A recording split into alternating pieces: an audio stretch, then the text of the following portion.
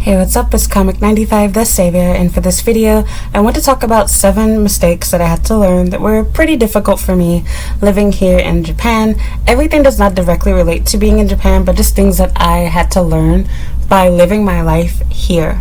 So, this is my opinion, my personal life. Take everything I'm saying with a grain of salt. Some things that I learned you may have already known, or you might have different things, etc. You could feel free to share those things inside the comment section, but please understand this is my life, my personal feelings, my personal hard truths, etc. A little difficult to share, but just being honest with myself and talking with you guys about some things that I had to change my perspective on, change my way of thinking. It doesn't take away from the fact that some of these things are still bad, but rather I had to change my perspective on how I went about these things to enjoy the rest and remainder of my life and have to move on.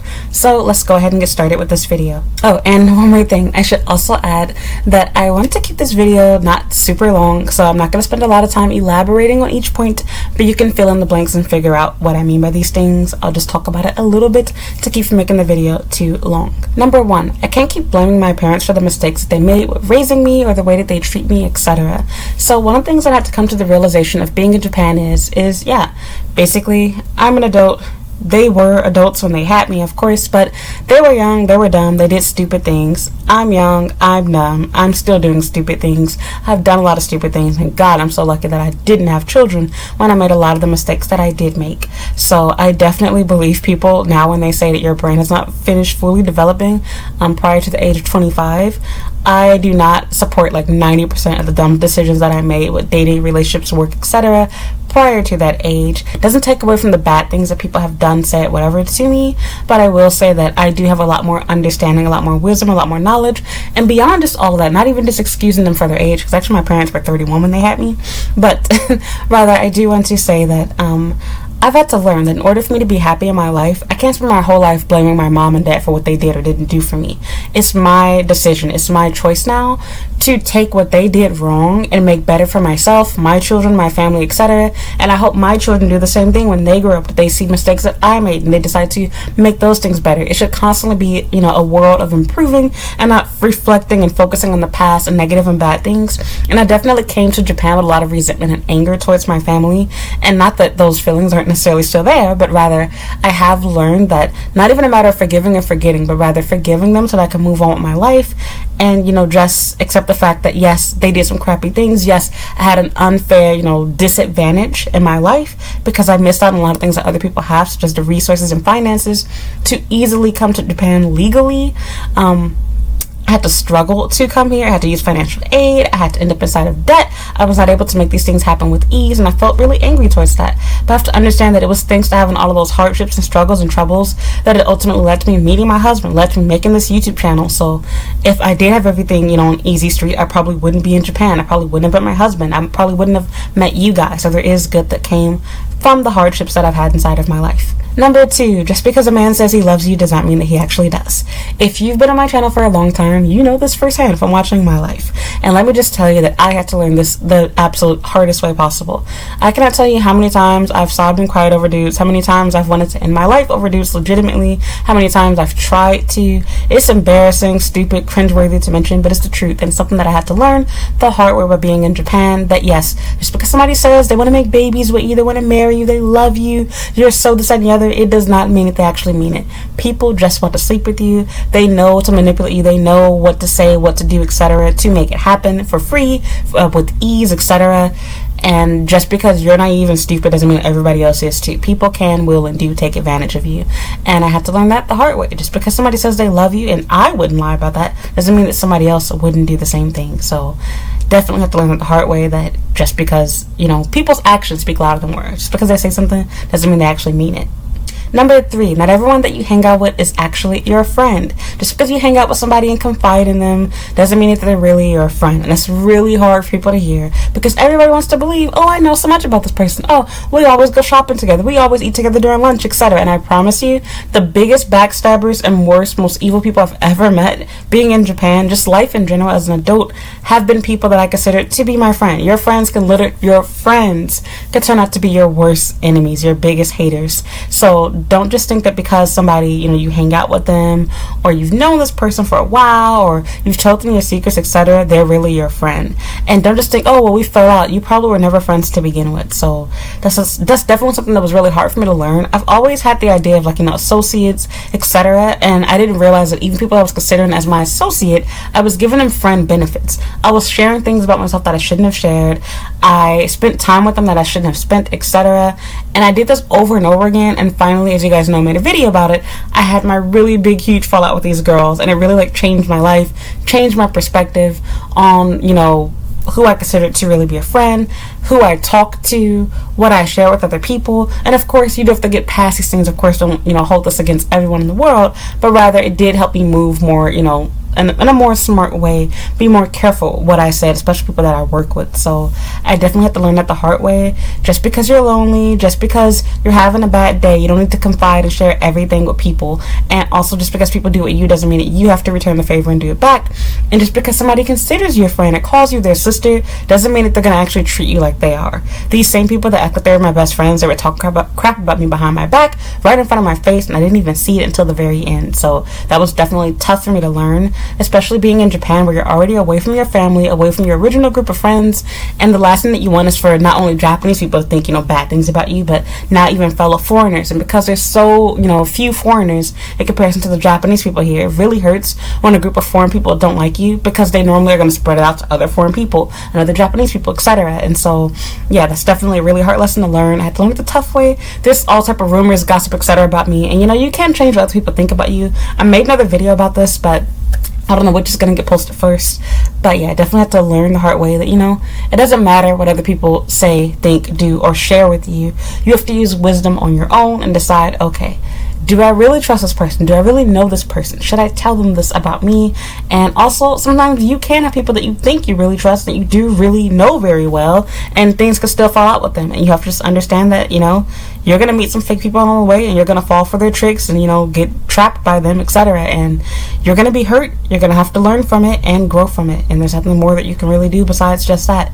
Just learn from your mistakes and learn to be more careful with who you consider as a friend, who you confide in the future. Number 4, this is a hard one to learn, but again, if you've been on my channel for a while, especially Patreon, I am financially responsible for myself. I've always felt that whenever things went wrong, I wanted to blame my friends, wanted to blame my family, I wanted to blame the people I was dating. But the reality is, well, of course, yes, people that are in your life, they do love you and care about you. They should be willing to help you out. I'm not taking back that part of it, but I will say, at the end of the day, the buck stops with me. I'm responsible for myself. I'm financially responsible for myself, and I cannot blame anyone else. I'm an adult. So even although, yes, I have parents, etc., their job theoretically stopped when I turned 18 years old. And in this case, I'm not even living in the U.S. They are not responsible for me. My partner is not responsible for me. Of course, now I'm married and things have changed, but you know what I mean. Generally speaking, here in Japan, especially prior to when I got married, I am responsible for my own money, for my own bills, for my own everything. Being married has changed that a little bit, but being realistic, generally speaking, I am responsible for anything dealing with myself as far as money goes. And every time I've fallen onto hard times, couldn't pay my rent, couldn't pay my bills, etc., I wanted to feel angry at the world. And don't get me wrong, you do find out who your real friends are in a sense when you do need help and people are not willing to help you out. But at the same time, I've also learned at the end of the day, it's my fault because I got myself into that situation, and the person to blame is myself. And that was definitely something hard to do, is take accountability and recognize that yes, while people could help me, could do whatever, I have to realize the reason why I need help is me. I am the problem. Ouch. Hard to say, hard to admit, but it's the truth. Number 5, no one is going to force me to learn Japanese. If I want to learn Japanese, I have to be willing to put aside the time to study, to use it, to speak, etc. I'm not a child anymore. Nobody's going to check and make sure I've done my homework. Nobody's going to check and make sure that I'm speaking, correctly, etc. I have to actually put in the effort, time, and spend the money to make sure that that actually gets done.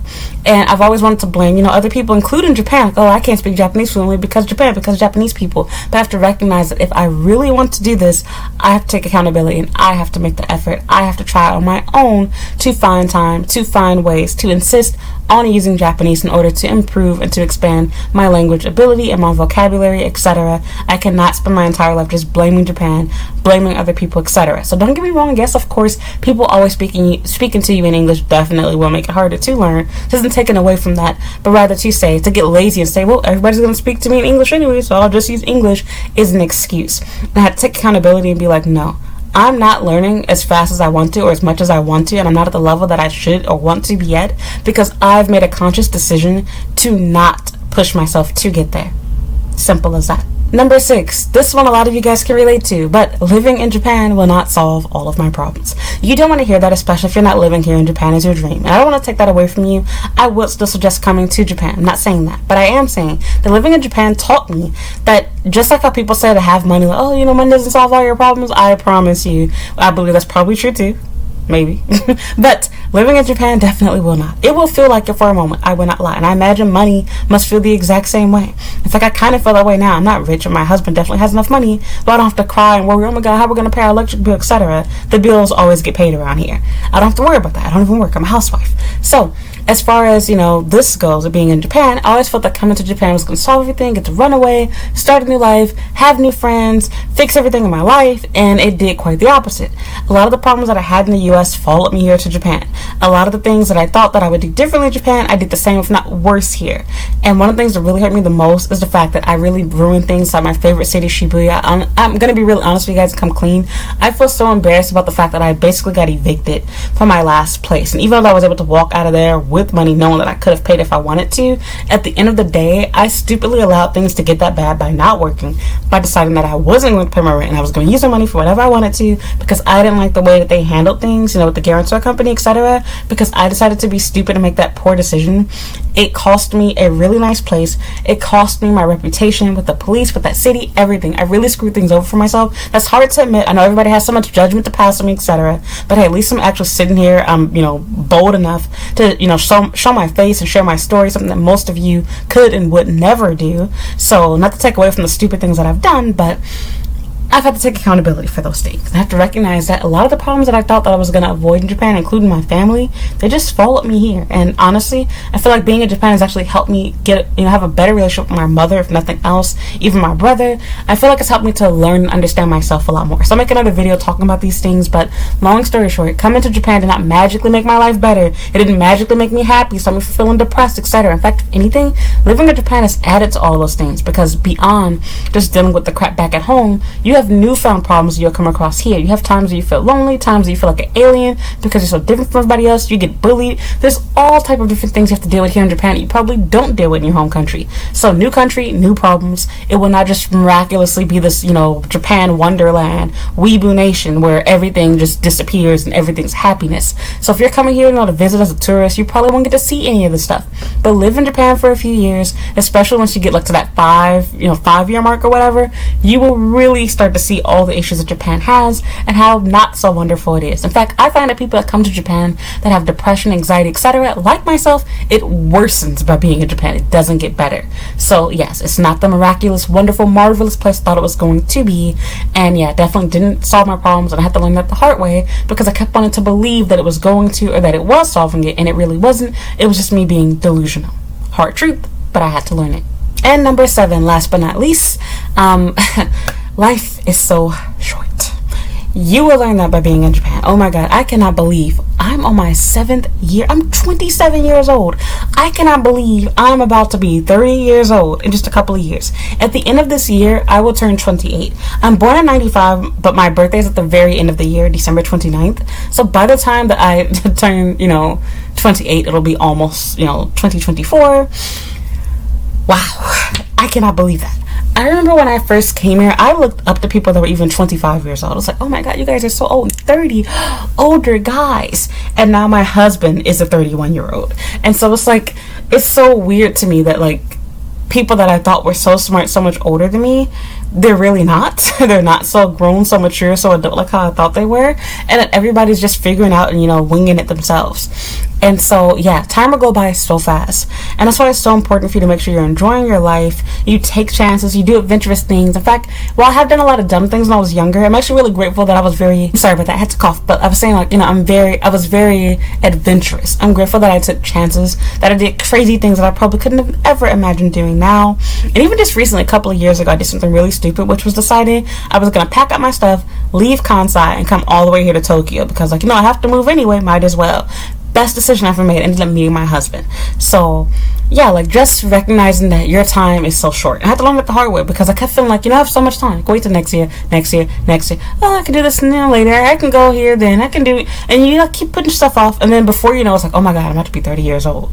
Time goes by so fast. And even like looking back, just thinking like, wow, if I, didn't mess this up, I would have, been able to graduate with a master's degree, from, Lakeland or whatever. And I screwed that up. So like just thinking about the stuff that I did wrong, and I had to transfer and go to school online, and all the things that I could have done or didn't do, etc. during this time, I regret, to be honest. And I had to learn that the hard way. Of course, you can't go back in time. And I won't say that I truly regret it because I learned a lot from messing up these things. But I will say that it really gave me a new perspective on time.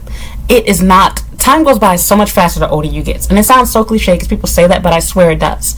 The 7 years that I've spent, nearly 7 years that I spent here in Japan, does not feel like the first 7 years of my life, where it seemed like it took forever for me to make it to first grade.